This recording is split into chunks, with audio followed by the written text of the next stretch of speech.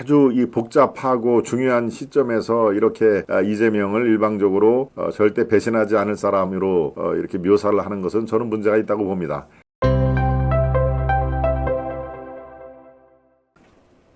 심평과 홍준표의 이재명 키워주기. 예, 심평과 홍준표. 글쎄요, 이재명을 키워준다고? 제정신인가? 라는 그 얘기들을 지금 하고 있는데요. 예, 이게 시점도 비슷하고, 글쎄요, 뭔가 있는 것인가? 왜 하필이면 그 많고 많은 사람 중에서, 이재명을 이렇게 두둔하는 그런 내용을 자기 SNS에 올렸습니다. 네. 그런데 이게 시점이라든가 지금 상황에서 참 의아한 그런 일이 있는데요.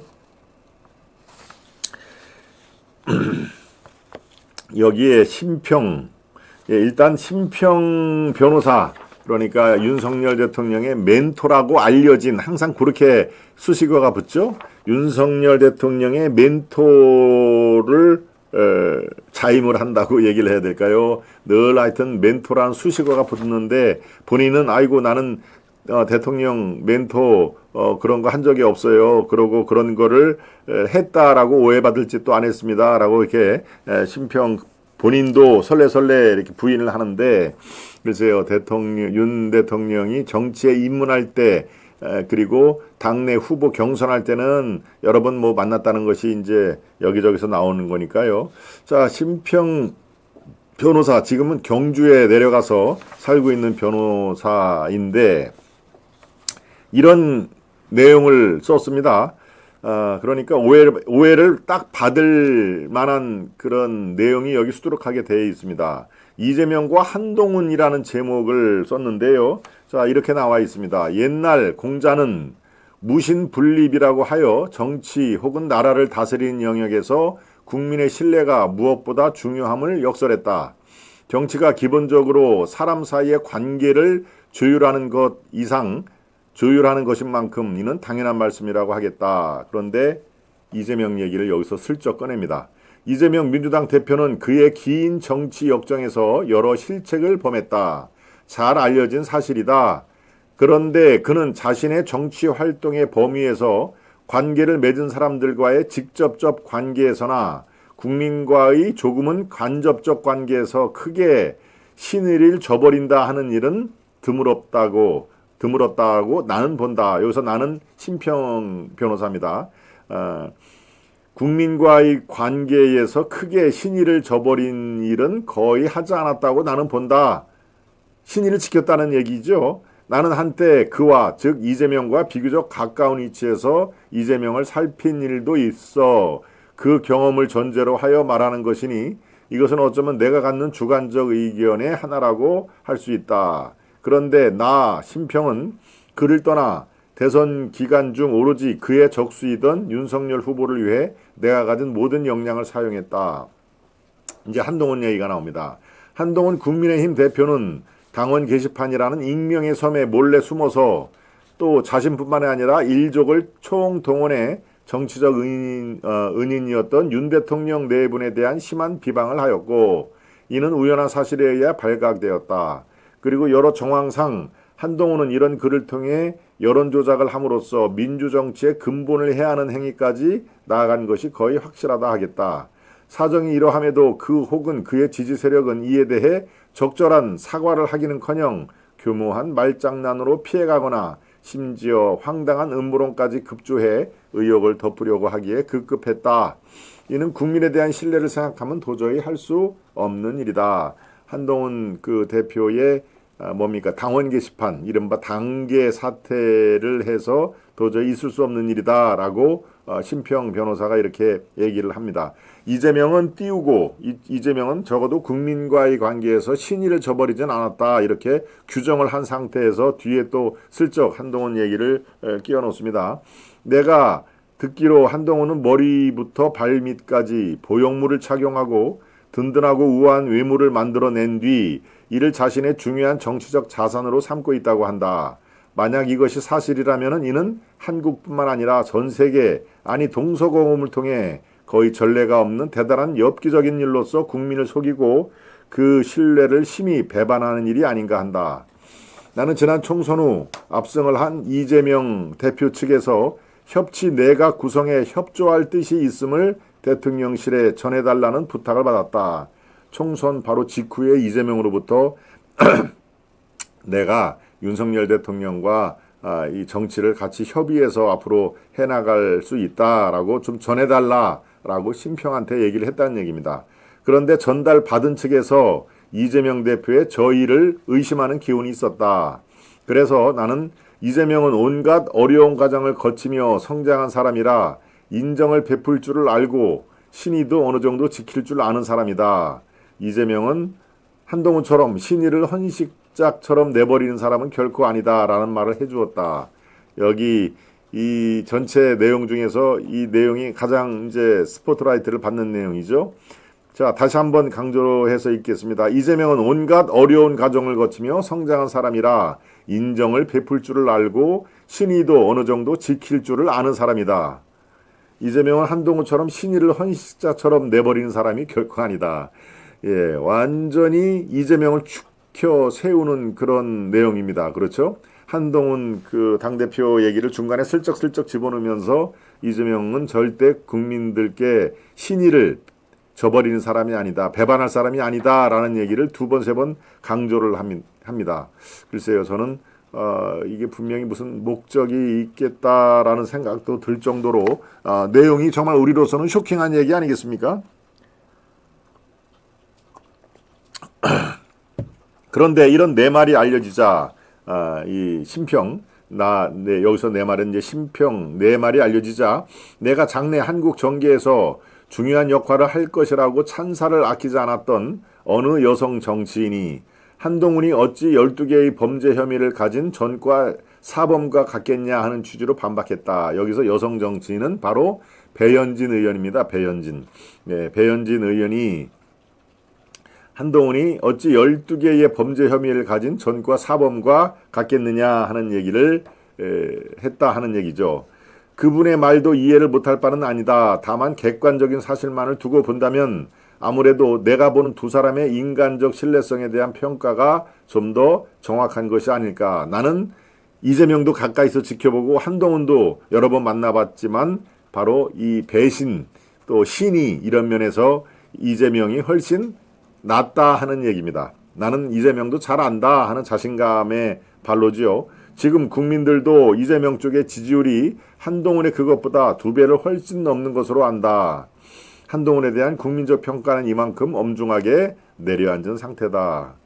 그럼에도 한동훈이 당대표직에 연연해서 물러서지 않는다면 지금 현저하게 나타난 보수의 분열은 결코 수습되지 않을 것이다. 당연히 2027년 다음 대선은 총선 때와 마찬가지로 참패로 끝날 것이며 이것은 제2차 보수의 괴멸로 이어지지 않을까. 이해찬 전 민주당 대표가 자신한 대로 향후 20년 내지 50년에 걸쳐 민주당 쪽에 일당 장기 집권이 현실화할 가능성이 매우 높다고 나는 본다. 이게 바로 심평 변호사가 이틀 전에 쓴 내용인데요. 여러분 어떻게 생각하십니까? 참 내용이 상당히 어떤 목적을 갖고 쓴 걸로 보는데 저는 그렇습니다. 한동훈 당대표를 배신 그리고 신의가 문제가 있다라고 보는 거 그거는 뭐 심평 변호사가 그렇게 느꼈기 때문에 그렇다고 치더라도 왜 지금 하필 이 시점에서 이재명의 그 인간성 또 가까이 지켜보니 이재명은 배신할 사람은 아니더라. 특히 국민들에게 배신감을 줄 사람은 아닌 걸로 나는 파악을 한다라는 것을 강조에 강조를 더했습니다. 그러니까 이재명 비교적 괜찮다.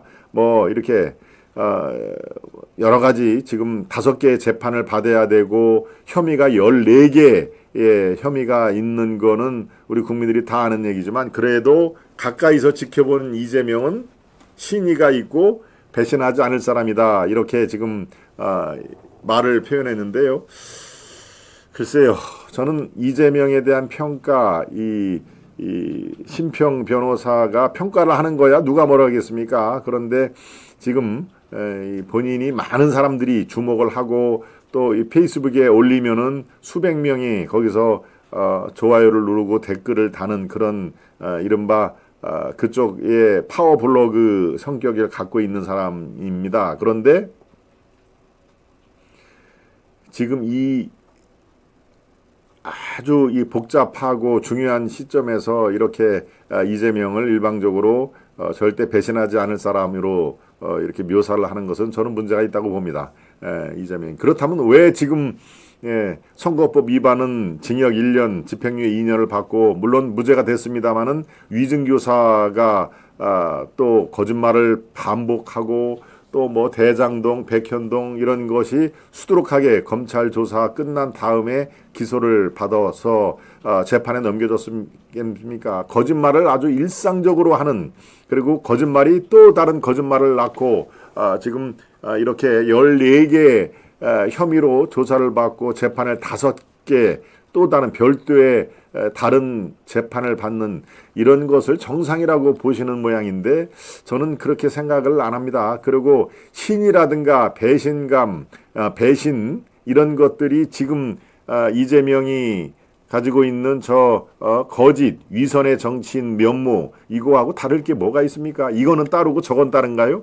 예, 재판을 받는 믿지 못할 정치인 이 이미지하고 내가 가까이서 보니까 절대 국민들께 배신할 사람은 아니다라는 것이 어떻게 병립이 됩니까? 이게 더더군다나 법학을 하는 법률 전문가 변호사가 지금 현실적으로 5개의 재판을 앞두고 일주일에 2번, 3번씩 재판장에 들락날락하는 사람을 보고 글쎄요 신의가 있는 사람 또 절대 배신하지 않을 사람 이런 식으로 칭송하는 것은 글쎄요 저는 법률가로서의 형평성 그다음에 균형 잡힌 그런 시각을 갖고 있지 못하다고 생각을 합니다. 아마 분명히 목적이 있을 텐데요. 그 목적이 너무 고매해서 제가 파악을 못하는 건지는 모르겠습니다만 더더구나 이런 상황에서 이 우리 보수파 쪽에서 대통령과 당대표의 약간의 갈등이 아직까지도 완전하게 해소가 되지 않는 상황에서 어떤 목적 의식으로 이렇게 이재명을 띄워주는 거 이거는 저는 적절치 않다고 생각을 합니다. 그리고 내용 자체도 이렇게 누가 봐도 그러네라고 무릎을 칠 수 있을 정도로 균형 잡힌 그 시각에서 나온 그런 그 판단이 아닌 걸로 저는 판단이 됩니다. 여러분의 생각은 어떻습니까? 글쎄요, 참 이 중요한 시기에 자꾸 저렇게 분파를 만드는 그런 저 정도 되면은 그래도 많은 분들에게 영향을 미칠 수 있는 그 자리 아닙니까? 더더군다나 대통령의 멘토, 정신적인 멘토라는 거 쉽게 해가지고 스승 아닙니까? 스승. 네, 실제로 이 윤석열 대통령의 대학 선배지요. 서울법대 선배이기 때문에 중요한 결정, 본인이 정치를 해야 될까 말해야 될까 할 때 여러 가지 영향력을 주고 실제로 윤석열 대통령의 중요한 역할을 했던 분인데 지금 그렇다고 해서 가까이서 보니 이재명은 괜찮은 사람이더라 절대 배신을 안 할 사람이더라 라고 저렇게 강변하는 거 저거 저는 옳게 보지를 않습니다.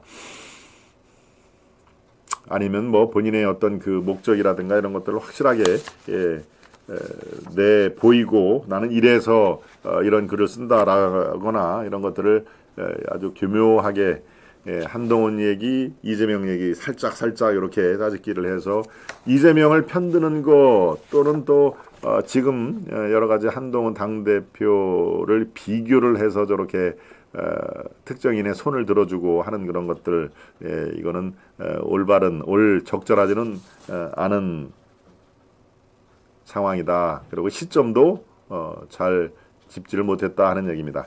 여기에 많은 비판이 지금 쏟아지고 있는데요. 이재명을 띄우며 한동훈 대표를 인간 이하로 취급을 한 상황을 여러 가지 지금 뭐 댓글이 달리고 있는데요. 심평에게는 조국도 극찬과 예언의 대상이다. 조국도 그렇게 이 극찬을 또 했군요. 총선 1년 전부터 정치 지도자의 두 가지 기본 요건인 정치적 서사와 사람을 끌어모으는 힘을 갖춘 인물 좋고 음성 매력적이고 언변 좋은 그가 무소속으로 당선이 되면 조국 얘기를 하는 겁니다. 대권의 선두주자로 급부상해서 윤석열의 제1의 정적이 될 것이라고 예언을 했다. 심평 변호사가 그렇게 예언을 했다는 얘기입니다. 그리고 민주당과 합당해 이재명과 경합하게 될 것이다라고 했다. 그런데 결과적으로는 다 틀렸다. 조국은 지역구 출마가 아닌 비례정당, 비례대표 정당을 만들어서 배지를 찼죠. 대권 선두주자도 윤석열의 제1정적도 지금 되질 않습니다. 조국은 국회를 이미 다 가진 민주당과 합치지도 않았고요. 앞으로 조국은 열흘 뒤에 대법원 선고를 받습니다. 그대로 대법원 판결에서 1심과 2심이 그대로 유지가 되면은 이제 바로 구속이 돼야 될 상황입니다. 조국 얘기를 하는 겁니다. 그리고 국회의원 배지는 당연히 떨어집니다. 이 비례대표이기 때문에 조국 혁신당의 다음 이 대기자가 이제 저 떨어진 배지를 주워서 자기 그 배지에 달게 되는 그런 상황인데요. 참 심평 변호사 그때마다 이렇게 예측과 사람 평을 하는데 이게 조국을 봐서 어떻습니까? 맞습니까? 예측도 지금은 잘 하지 정확하게 예측을 할 수 있는 예측력도 지금 신통치가 않다 하는 얘기입니다. 홍준표 대구시장도 윤석열 대통령이 이재명과 손잡으라는 조언을 했다고 발설을 했다.